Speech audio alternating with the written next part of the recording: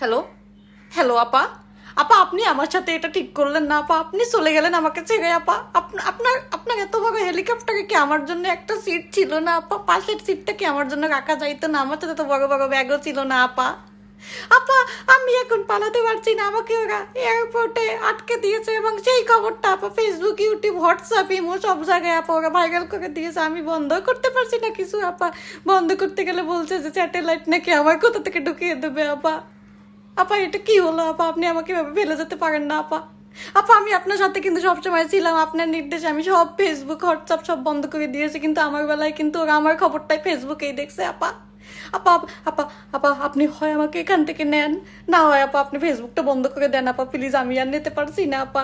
না না আপা, আপনার জন্য আমি কি করি নাই? আপনি আমার প্রিয় নেত্রী, কিন্তু ওরা আমাকে এয়ারপোর্টে অনেক অনেক লাঞ্ছনা করেছে আপা। আমি আর নিতে পারছি না আপা। আপনি আমাকে নিয়ে যান এখান থেকে আপা প্লিজ। না